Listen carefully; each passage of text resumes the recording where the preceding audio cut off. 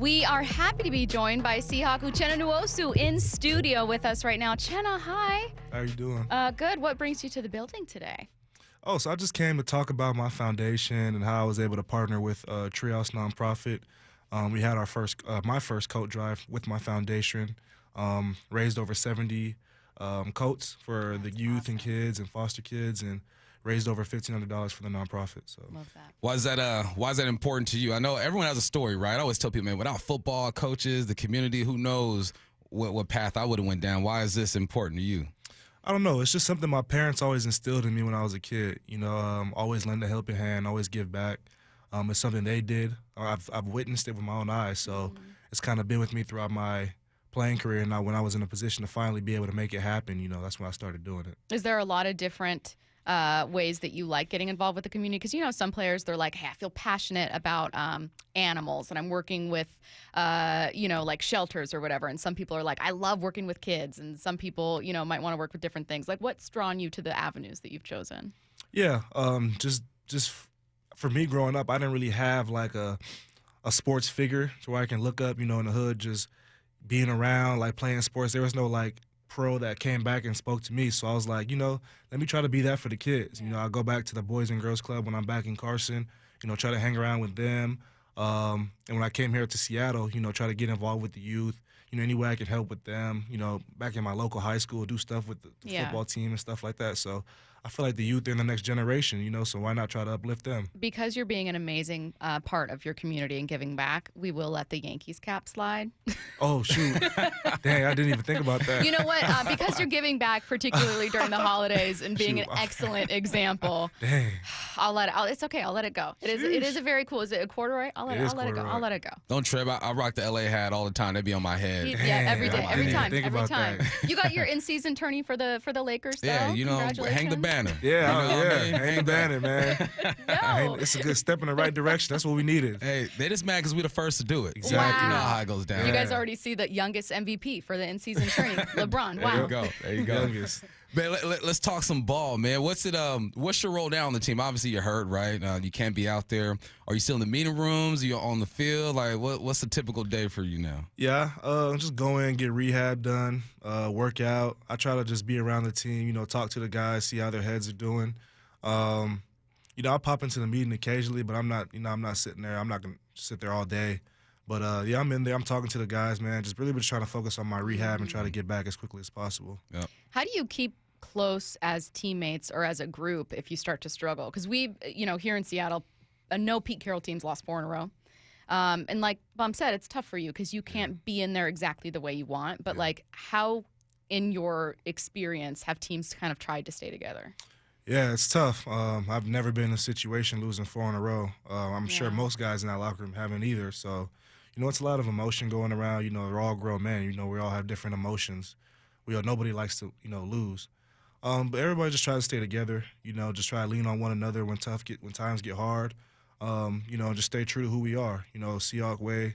We know how to bounce back from adversity. You know, we've been in adversity last year when people wrote us off, and look how things turned out. So, you know, we got a long season ahead of us, and we know that. And all these next games are winnable, which is good. Every game is winnable, but it starts with one. You know, getting one win, and I feel like getting back on track is really going to help boost everybody's morale, and we're going to ride that wave from there. Last week, you saw Drew Lock get the start, man. Everyone's interested to see what he looked like, man. And I was watching film. My buddy hit me last night. I was like, man, Drew Lock, he's got a better arm than what people actually realize that he has, man. What was it like for him getting out there and for you guys seeing the backup do his thing? Because he played well. Yeah. I'm sure for him, he was excited, you know, great for the opportunity to show what he's been, you know, doing throughout training camp and just waiting to show. So, you know, I'm proud of Drew Lock. He battled tough, man. He stayed in there, fought. He did good. He made some great plays. I'm sure he led those guys as hard as he could. So, you know, Drew showed a lot of inspiring things, and, you know, I'm proud of what he did. But unfortunately, we wasn't able to come out with the win, but I'm sure, you know, if Drew Lock has his opportunity again, he can get it done. Is there anyone that you know, kind of as you're watching and supporting your team from afar, you're like extra rooting for this guy, whether it's a younger guy, a friend that you've made on the team, because you're like, oh man, he wants this? Yeah, everybody. Yeah. The whole defense, you know, really just because, you know, I'm being a defensive guy, I want all my guys to do well. So, you know, everybody's just kind of trying to figure out, you know, what's going on and how they can get back to winning culture. But I'm rooting for everybody all the same. You know, nobody more than anybody else. But, you know, I want to see how everybody get theirs and everybody, you know, make the plays that they want to make. So, and it's coming too. So. Mm-hmm. What's it like being in that situation? Because when you were in LA, man, you didn't really get your time to shine. Then you come out here and you just hit the scene and do it. So I would imagine Drew's kind of like in the same boat. Like, all right, I just got to wait my turn. What's the preparation like when you're just itching and chomping at the bit, waiting for your shot?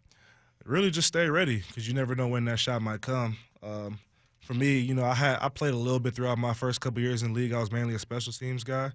But that's really how I was able to get on the field, through special teams and coaches saying, "Oh, damn, he can run, he can hit.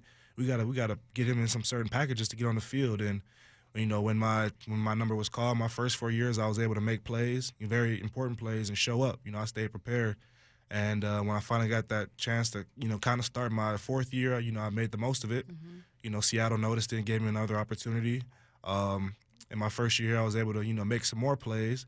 And, you know, they extended me. So it all works. You know, it's all timing, preparation, and just knowing that when your time comes, you got to stay ready. Can I ask from a defensive point of view?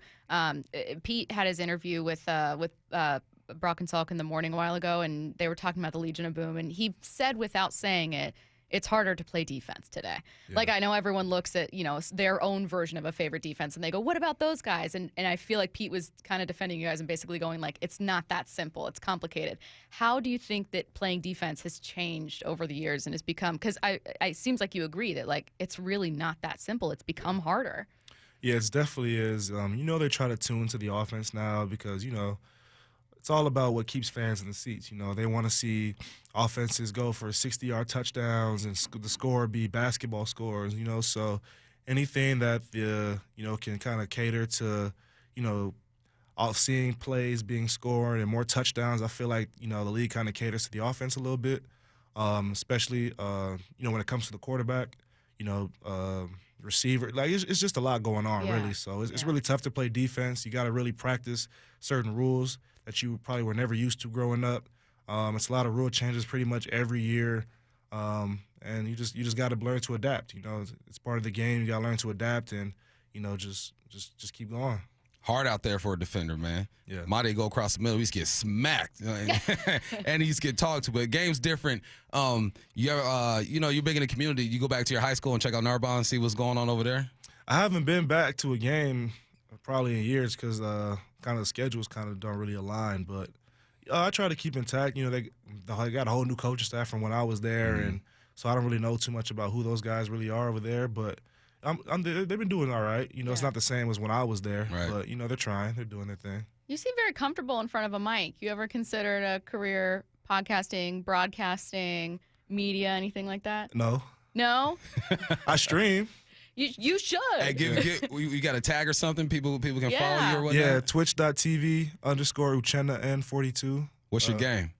Call of Duty. All right. Yeah, I be on the war zone a lot. If you guys want to compete, man, let's go. If But want to compete. you guys want to compete? I don't know. I'm assuming the skill level is incredibly high. Like, if you want to compete, you better be ready. Yeah, I don't like playing with, you know, suckers. You know, like, I want guys that really want to win. You know, take the game seriously. Communication's on point. Communication's on point. Yep. You know, your aim and accuracy is on point. You know, yeah.